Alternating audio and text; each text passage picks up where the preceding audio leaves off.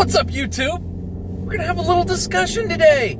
Today I wanted to talk about the do's and don'ts of contest traveling. So, I'm lucky enough, being here in Pittsburgh, Pennsylvania, that I am within about 5 hours or less of like a dozen or more contests a year. Literally, there's a ton of contests I can go to every year. I make it to about 3 or 4. There's a ton I could go to. So I'm really lucky in that regard. One of them is here in Pittsburgh. In fact, we do host the East Coast Masters YoYo Contest every year. I guess we started last year, and we're going to do it again this year. This is sort of, I guess, you heard it here first, but this isn't the official announcement. We do it every year here on St. Patrick's Day weekend, so March 16th here in Pittsburgh, Pennsylvania, we will be hosting the East Coast Masters YoYo Contest, here again, and cash prizes, tons of vendors, beer, the works. Basically everything you would expect from me and from Kai, who is awesome at putting the whole contest portion of it together. I put the whole vendor beer portion together. It really works out. It's a great partnership, and it ends. Last year was a fantastic contest. I had a blast, even though I ran around like a chicken with my head cut off the whole time. A lot of people traveled in. We tried to make that as accommodating as humanly possible, and yada, yada, yada. Anyway, moving on. So, I want to talk about do's and don'ts to traveling to contests. So, I do end up traveling to at least 2 other ones, if not more, every year. This year I went to Nationals and to Beast of the East, in addition to being at East Coast Masters. Tried to make it out to, that's a big train. Tried to make it out to Ohio State's, but just didn't, it wasn't in the cards, because I had just gotten back from Nationals. But anyway, this year, I'm going to probably be making it to Worlds and to Nationals again, and East Coast Masters, of course, and maybe, hopefully, something else, maybe Ohio State's, because I missed it last year. I like Ohio State's. Lots of fun. Anyway, moving on. Do's. Plan ahead. Always plan ahead. And if you have to rent a car, I would suggest renting a car, especially if you're going to drive really far. You can always get good deals on really small cars. I know I drive kind of a grocery getter, if you can't tell.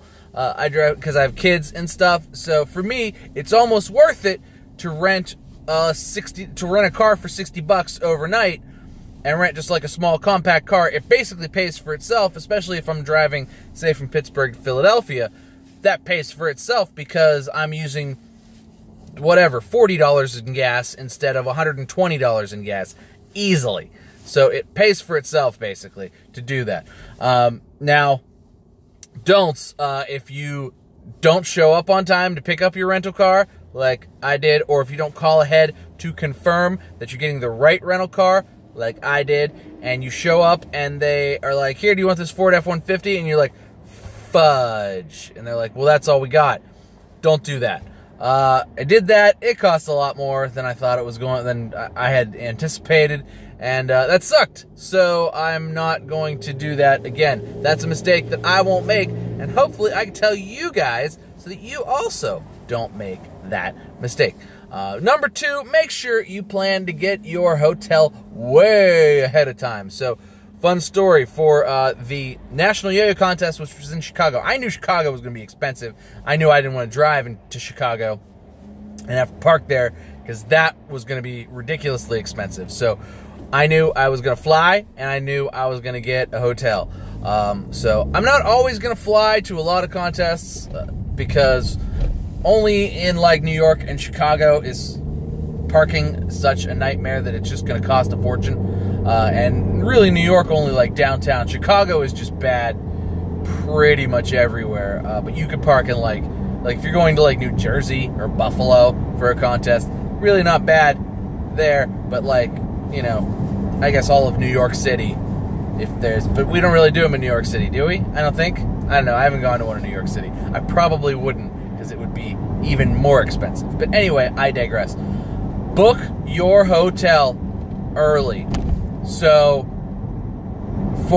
there's already dates and times and locations available for Worlds and Nationals this year. Pretty much, I'm going to look at booking a hotel, like, early. early for this stuff. Probably around the beginning of the year. They're about 6-7 months away. You can't really do it yet because all the hotels don't always book out that far. But very, very soon, you're going to want to look, like right at the beginning of the year, you're going to want to look to be booking that hotel, and probably also booking your flight if you're not within driving distance. So in Cleveland for Worlds, it's not going to be so bad because, one, it's cheap to be in Cleveland, and it's cheap to stay in Cleveland. There's lots of hotels in Cleveland. Even if you don't stay at the hotel, you'll probably be able to stay, or at the, whatever one it is, you'll probably be able to stay somewhere in Cleveland that's pretty close, and it'll be cheap to park and just cheap to get there. So for Cleveland, probably not as bad, but, it doesn't hurt to plan ahead. If you're going to fly, though, flying into Cleveland is just like flying into anywhere. You're going to want to book your flight as early as possible. You can usually book a flight about 6 months in advance. So I think Worlds in Cleveland is in August. I'm almost 100% certain. So by around February, March, you're going to be wanting to book your flight to Cleveland if you're flying to Cleveland. I'm probably going to book my stay in Cleveland for Worlds right after we do East Coast Masters. So right around the middle of March is when I will be booking myself. So that is when I would suggest for you guys in March, doing that for Worlds. Now, if you're also going to go to Nationals, which Nationals is going to be in Philadelphia this year. Philadelphia is awesome, and lots of cool places to stay there. Lots of cool people live in Philadelphia, which is always really nice. Good to see those guys. That whole scene, the like tiki guys there, that yo-yo club there, those guys are awesome. That club is huge. That store is awesome, and I'll be excited to go back out there and see those guys, because as much as I don't really like necessarily Philadelphia sports, particularly the Flyers, I do like the people who yo-yo in Philadelphia and South Jersey. Those guys are great and really cool. The thing you want to think about, though, in Philadelphia is tolls. Lots and lots of toll roads between Philly, Jersey, etc. So you're going to have cash on you, and you're going to want to budget for that. That was one of the things. So for me to drive from Pittsburgh to Philadelphia was $37 in tolls both ways. That's a lot of money. So, that's part of it, and that's something you're going to want to think about and budget for. And if you want to avoid the toll roads, make sure you map yourself out on your phone or whatever, and be prepared for that if you're driving. Especially be prepared to drive between Philly and Jersey, because you're going to want to go to Tiki. It's only $5 to get back into Philly once you go to Jersey. It's free to go to Jersey, $5 back into Philly. So, be prepared for that. You don't want to do that like 3-4 times a day. That's just going to be like $20 extra a day, like out of your pocket, to drive across the bridge back and forth. You may not want to do that. But in addition to that, when you're driving somewhere, I'm going to suggest preparedness. I'm going to tell you guys a story. So I've already told you that I had to rent a Ford F-150 to drive from Pittsburgh to Philly instead of what I had initially wanted, which was just a compact car.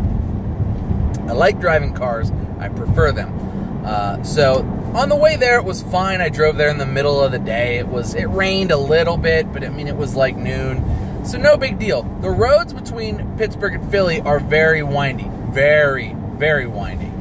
Pretty much all the roads in Pittsburgh are windy, and I guess all the roads in Pennsylvania are windy. Lots of hills, lots of turns, just lots of that.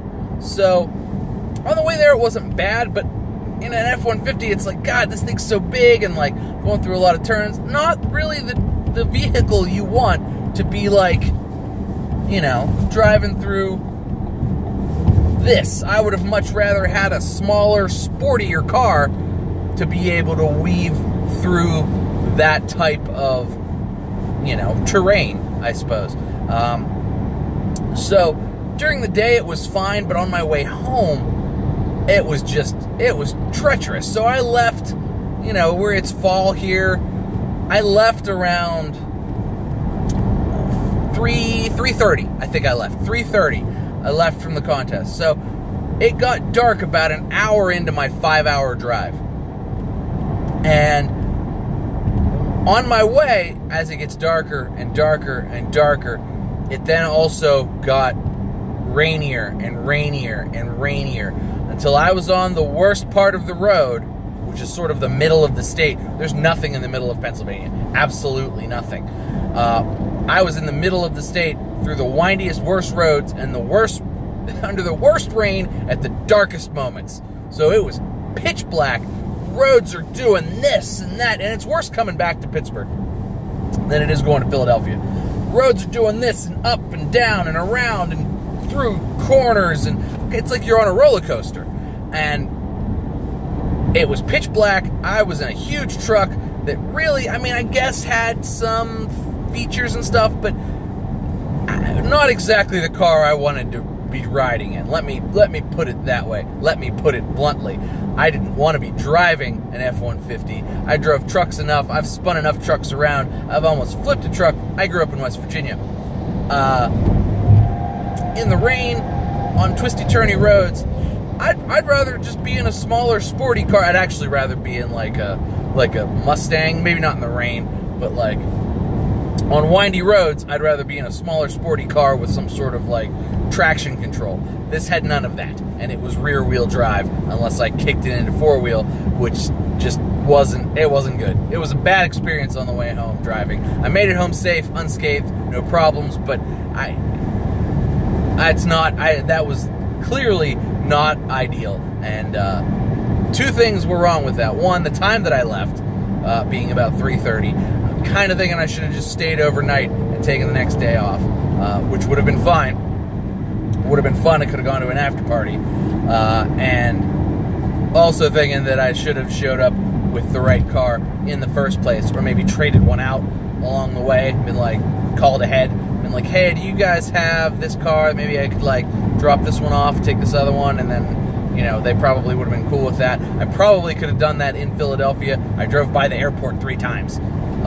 But, you know, I guess such is life. Oh, come on. Such is life, and now I've learned. So next time, that's going to be the lesson. Be prepared. Be prepared to go home at a good time, especially if you're driving. Driving in the dark is fine. I don't think it's a big deal, but if you're driving far, and especially in the fall, and in, you know, where I am, in the Ohio, Pennsylvania, New Jersey, and I guess West Virginia, although nothing really happens in West Virginia, or Virginia area, we get a lot of rain in the fall, especially here in Pennsylvania. It is super rainy, and